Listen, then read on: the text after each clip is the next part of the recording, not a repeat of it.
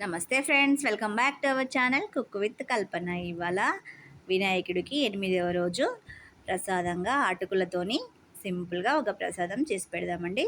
చాలా అంటే చాలా త్వరగా అయిపోయే ప్రసాదము, ప్లస్ బాగుంటుంది కూడా. మళ్ళీ వినాయకుడికి అటుకులు బెల్లం అంటే చాలా ఇష్టం కదా. అది ఒకసారి ప్రాసెస్ ఎలా చేయాలో చూద్దాము. ముందుగా ఒక కప్పు అటుకులు తీసుకోండి. ఇలా మీరు ఏ కప్పుతో అయితే తీసుకుంటారో ఆ కప్పుతోని అటుకులు తీసుకొని కొంచెం ఏం లేకుండా నలకలు గిట్లా తీసుకొని ఒక గిన్నెలో వేసుకోండి. తర్వాత ఇప్పుడు కొంచెం పాలు అండి, నేనైతే అటుకులు కడగలేదండి, కడిగితే మెత్తగా అవుతుందని కొన్ని పాలు తీసుకొని మంచిగా కలపండి. ఈ పాలల్లోనే అటుకులు నానే వరకు పాలు పోస్తే సరిపోతుందండి. క్వాంటిటీ అయితే ఏం అవసరం లేదు. ఇలా కలుపుకొని పక్కకు పెట్టుకోవాలి. ఇప్పుడు ఒక ప్యాన్ తీసుకుందాం. మనం దేంట్లో అయితే చేయాలనుకుంటామో ఆ ప్యాన్ తీసుకొని కొంచెం నెయ్యి వేసుకోండి. ఒక స్పూన్ నెయ్యితోనే చేయాలండి ఇది. నెయ్యి వేసుకున్న తర్వాత జీడిపప్పులు, కొంచెం నేను నల్ల ద్రాక్ష వేస్తున్నాను.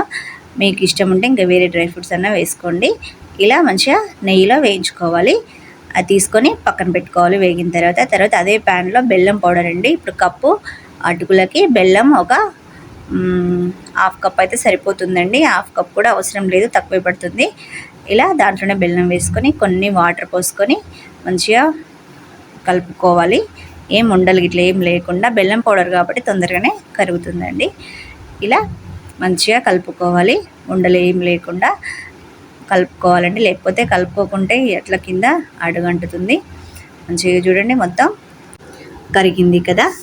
ఇప్పుడు కొంచెం మసలనివ్వండి, అంటే కొద్దిసేపు అట్లా ఉడకనివ్వాలి. బెల్లాన్ని ఒక 2 నిమిషాలు ఉడకాలండి. ఇలా ఉడికినాక ఇప్పుడు మనం నానబెట్టుకున్నాం కదా పాలల్లో అటుకుల్ని, అవి మొత్తం తీసుకొని వేసుకొని మంచిగా కలుపుకోవాలండి. మొత్తం బెల్లంలో ఉడికేంతసేపు మంచిగా కలుపుకోవాలి. చూడండి, కరెక్ట్గా సరిపోతుంది. అక్కడికక్కడికి ఇలా మంచిగా కలుపుకుంటూ ఉడికించుకోవాలండి. దగ్గర పడే వరకు, కొంచెము జ్యూసీగా ఉంది కదా, గట్టి పడే వరకు కలుపుకుంటూ ఉడికించుకోవాలండి. చాలా ఈజీగా అయిపోతుందండి అటుకులతోని ప్రసాదము. ఒక 10 మినిట్స్లో అయిపోతుందండి.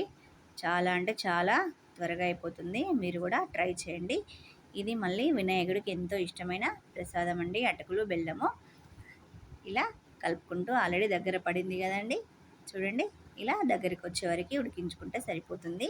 ఇప్పుడు ఇలా దగ్గర పడిన తర్వాత మనం వేయించి పెట్టుకున్నాం కదా డ్రై ఫ్రూట్స్, అవి వేసుకొని దించేస్తే అంతే అండి, అటుకుల ప్రసాదం రెడీ అయిపోయినట్టే. చాలా ఈజీ అండి. మీరు కూడా ట్రై చేయండి. నా రెసిపీ కనుక మీకు నచ్చినట్లయితే సబ్స్క్రైబ్ చేయండి, లైక్ చేయండి, షేర్ చేయండి, ఇంకా కామెంట్ చేయండి. థ్యాంక్ యూ అండి. బాయ్.